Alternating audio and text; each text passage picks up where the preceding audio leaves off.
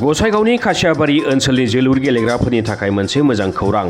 गसाइगाव महकुमानि सिङाव थानाय खासियाबारि आर'नाइ गेवलां गेलेग्रा फोथाराव खासियाबारि क'अर्डिनेशन कमिटिनि बानजायनायाव दिनै 2 दाननि थाखाय जोलुर फोरोंथाय मावबादा बेखेवदों।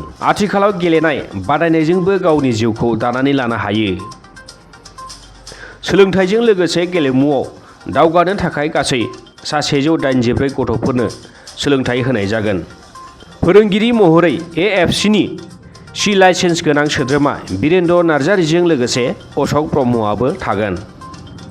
बिथांमोनहा गथ'फोरनो जोलुर गेलेनायाव माबायदि आदब खायदाजों गेलेनांगौ बेखौ गासै 60 सान फोरोंगोन। जोलुर फोरोंनायनि मावबादाखौ बेखेवनानै होदोंमोन MLA जिरन बसुमतारिया।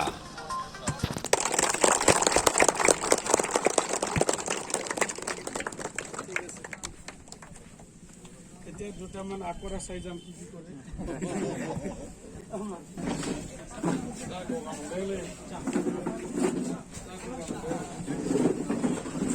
बे खासियाबारि ओनसोलनि लाइमोनफोरखौ फुटबल फोरोंनायनि जे बादा बे हाबाफारिखौ लादों मोनसे कमिटिया आरो बेयो थारैनो बाख्नायजाथाव जादों।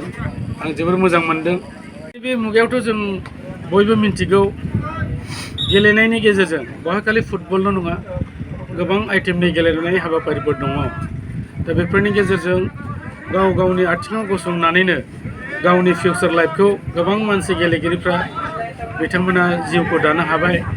आरो सानै साथामसो जुदि मुं बुंनांगौबा दिनै फुटबलल' नङा सोरबाया बक्सिंआव दङ, सोरबा एथलेटिक्सआव दङ, सोरबाया हकि, सोरबा बिदिनो क्रिकेट बिदियाव थायो। दा जोङो मुं मख'नांगौबा फुटबलावहाय जोंनि खाथियावनो दङ हलिचरन नार्जारि बिथांमोन दङ, दुर्गाराज बर' बिथांमोन दङ आरो दिनै आसामावनो जोंनि हिन्जावफोरनि गेजेराव माने एथलेटिक्सआव बयजोंबो सिनायजानाय मिन्थिजानाय जेरावबो साखाफारा हिमा दासमोन दङ आरो गोबां माखासे जोंनि जमुना बर'मोन दङ बक्सिंआव आरो बिदिनो गोबां माखासे गेलेगिरिफोर दङ आरो बिथांमोननि जिउआ दिनै साक्सेसफुल होननानै जों बुंनांगोन।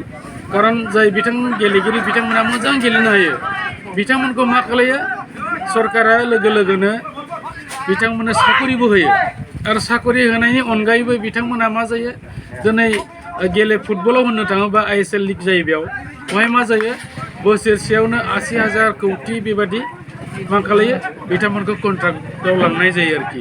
दा बेखौ नायोबा जों मिन्थियो गेलेनाया मानसिनि जिबनाव बे नांगौ। जों बुंनो हायो फरायनायजों लोगोसे मोनसे पार्ट एन्ड पार्सेल बियो एंगारनो हायै मोनसे अंग बादि जानानै थाबाय गेलेनाया।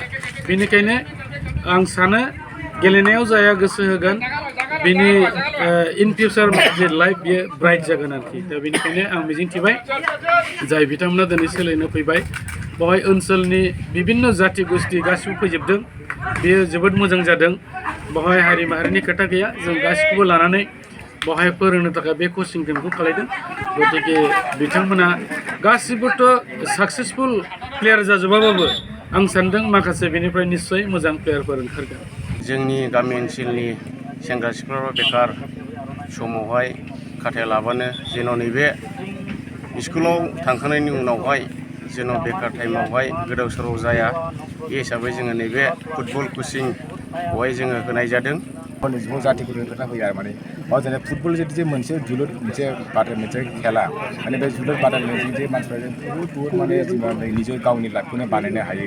बेजों लोगोसे आङो गावनि टेलेन्ट गावनि माबाखौ आं गथ'फोरखौ फोरोंनानै जोंनि गेलेग्रा बा गथ'फोर हिनजाव लोगोफोरखौ गेलेनानै जाहाथे आं मोजां गोजानाव बा दाबसे जायगायाव माने फाथायहरनो हायो बा गोबां गिदिर क्लाबाव जुदि बाहागो लानो हायो। भबिष्यतआव जाहाथे बिसोरखौ नुनानै आरोबाव माखासे जायफोर गोग्लैसोनानै थानाय गेलेग्राफोर जाहाथे बिसोरखौ नुनानै बा जोंनि बे माबाखौ मावनानै जाहाथे आरो फैनानै जाहाथे सोलोंफैनो हायो। बिनि थाखाय आं गोजोननाय थाबाय आरो। साबेसे गथ'फोर दं दिनैनि गथ'फोरखौ नायोबाथ' जोङो खमावबो 150 प्लेयारसो दं। बा 200 जोलुरा मोनसे जों सानना नायोब्ला मोनसे भगबान माने बे जोलुर बादायनायखौ जोङो नायोब्ला मोनसे माने भगबान आरो बेखौ गेलेनानै जोङो गावनि निजेस्व गावनि माने जिउखौ फोथांनानै लाबोनो हानाय जा बुहुत माने मोनसे लामा थायो।